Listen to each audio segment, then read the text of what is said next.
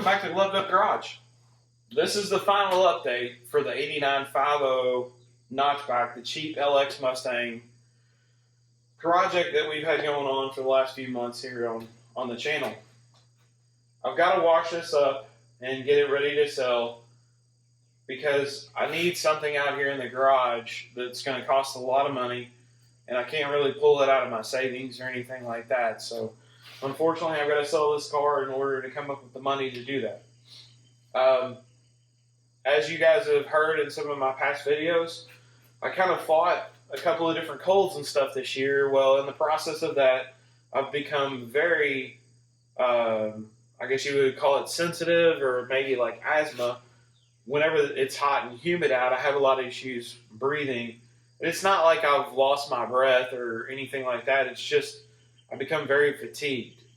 I'm obviously kind of a bigger dude. I'm losing a little bit of weight. I'm down a few pounds from where I was just 3 weeks ago.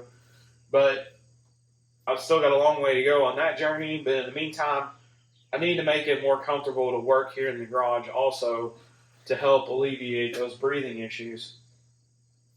Part of the issue that I have also during the winter time is that this building is very, very cold in the winter.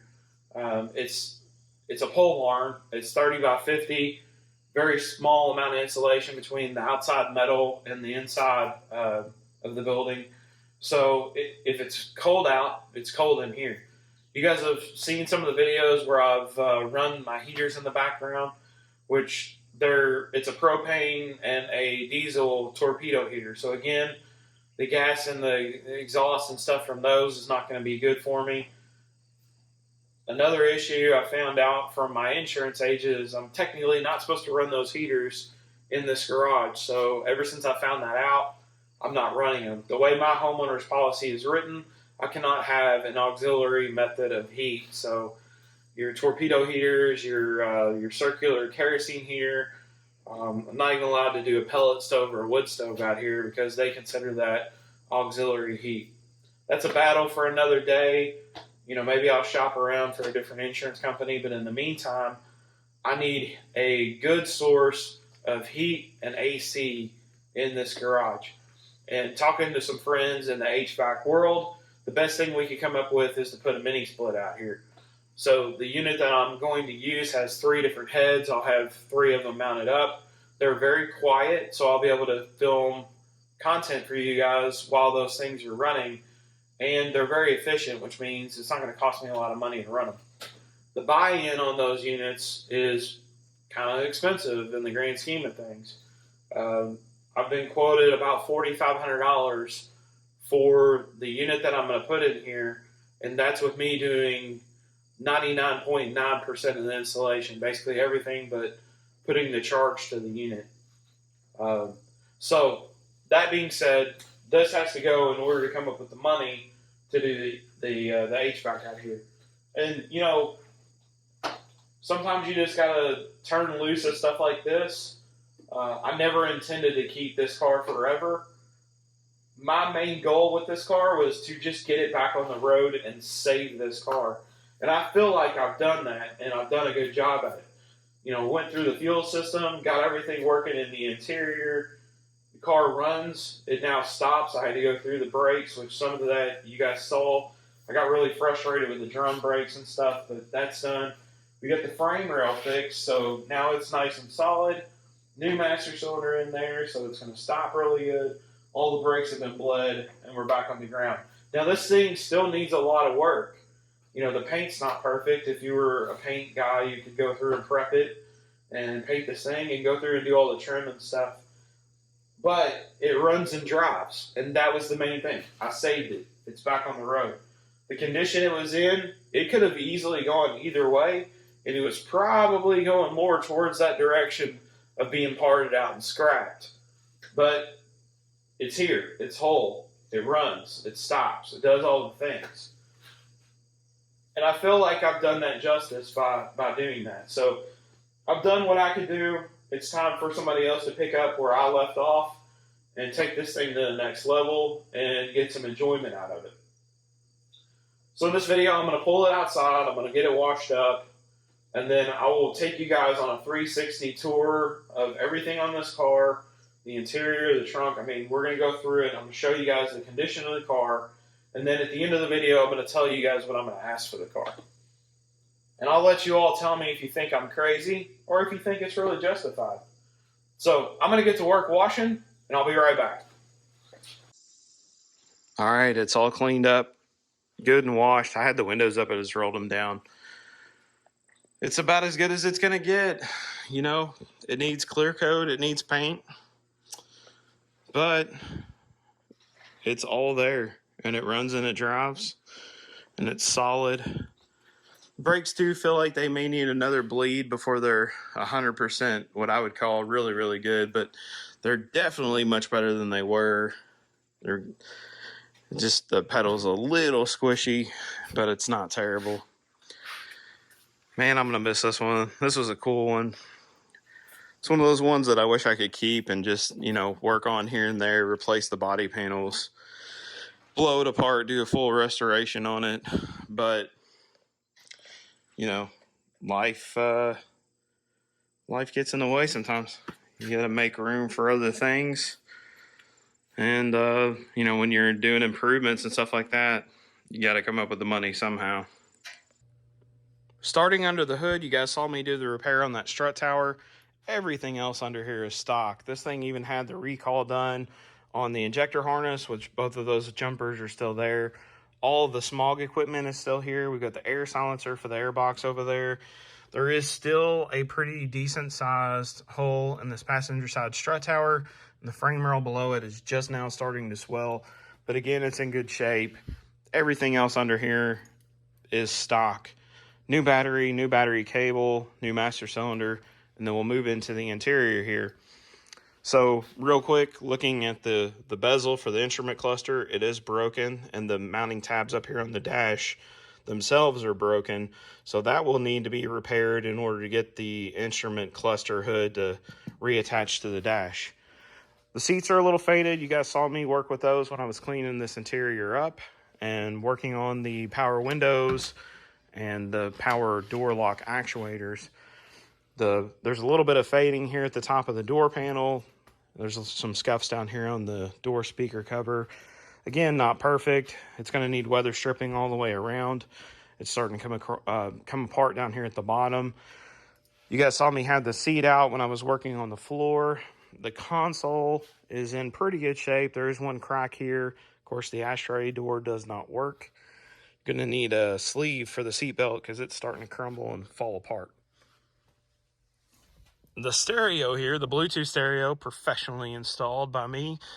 It's in really good shape. That works great. You can listen to your tunes. It's got some decent sound to it because of those upgraded speakers in the back.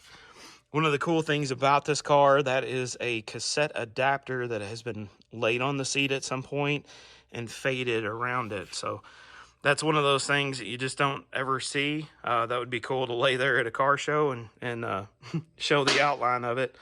But that's what caused that fading there. Now moving on to the back seat, it's in really good shape. A little bit of fading up there at the top. You know, the interior of this car is not perfect. Our headliner is in really, really good shape. It's got some scuffs and stuff on it.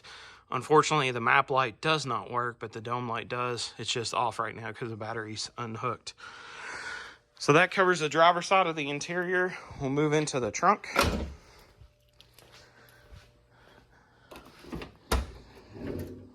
Torsion bars work really well.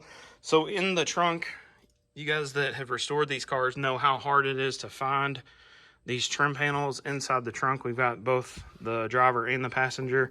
Driver's side does have a little bit of a crack to it. I'm sure it could be taped up and repaired and put back into place. The liner here needs to be taken out, pressure washed. It's got some stains and stuff on it.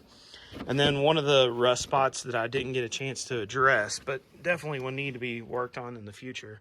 We've got a little hole down here in the trunk. The good thing is that's kind of a flat spot. It's not really hard to fix, but it definitely will need to be taken care of. Also, the trunk lid itself will need some love addressed to it. It's got some bubbling along the edge here, around the latch. Nothing major. It hasn't actually broken through the surface yet, but again, Probably put some rust converter, get that scaly stuff out of there, get to the good metal, and protect it in the future. Trunk shuts really well. There is a little bit dent over here in the quarter panel, and the trunk lid is bent up. The wear pattern here would suggest that this thing was shut on something and actually bent the trunk lid a little bit. So a little bit of love on the trunk lid will get that straightened back out. You can see there's a gap there, but nothing terrible. Passenger side, the door panel is in really good shape. It's just a little bit faded at the top and around the controls there. The speaker cover's in good shape. Carpet's faded. There's a little bit of a crack over here on the passenger side of the dash. Again, that cool wear pattern on the seat from that cassette adapter. And then we'll flip this up. You can get a good look at the back seat on this side. Carpet in the back's in really good shape. Of course, you can see the armrest and stuff like that still there. Just needs a little bit more love than what I can do right now. So, you shut this a little harder. There we go. That pretty much covers the outside of the vehicle. I'm sorry, the inside, the strut towers, all that. There is a rust hole over here that you guys have seen in the fender on the passenger side. Somebody could probably cut that out, repair it, and keep a majority of the paint around it. That's not really my thing for this car, so I'm not going to worry too much about it. But that's the 360 tour in depth with all the details. I'm going to post a little quick montage of the photos that I took for Facebook Marketplace so that you guys can see what I posted up there.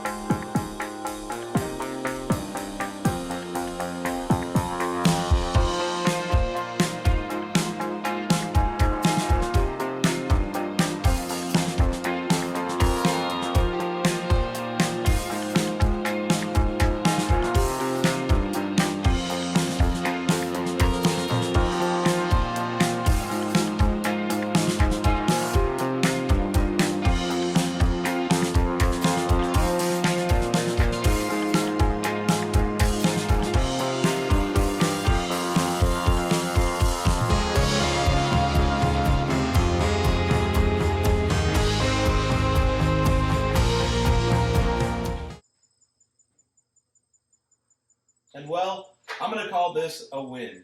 This car came in on a tow truck, and now it's leaving under its own power, and the frame rail no longer fits in a quart mixing cup. We've fixed it to the best of my ability with the engine and the suspension still in the car. That was a learning experience for me, and hopefully you all learned something as well, or at least got some entertainment out of watching me fight this car. 725 of you have subscribed as of this morning. Thank you so much for the subscribes, and thank you all for the comments and the likes. It really means a lot to me, and I'm trying to continue to help grow the channel and make it better and more entertaining for you all as well. I've invested back into the channel with a new laptop that does a little bit better editing, and hopefully you notice a difference in quality on this video. Speaking of that, going forward, I've got some shorts and stuff that I've been posting, and I'm hoping to continue to post once a week because I've got a ton of work to do out here, and I'm going to bring you guys along with me. We got the Cobra that needs to be done. The 96 Cobra is outside. A lot of work ahead of me. A few other projects that still haven't been introduced to the channel yet. So stay tuned, and remember to stay gloved up.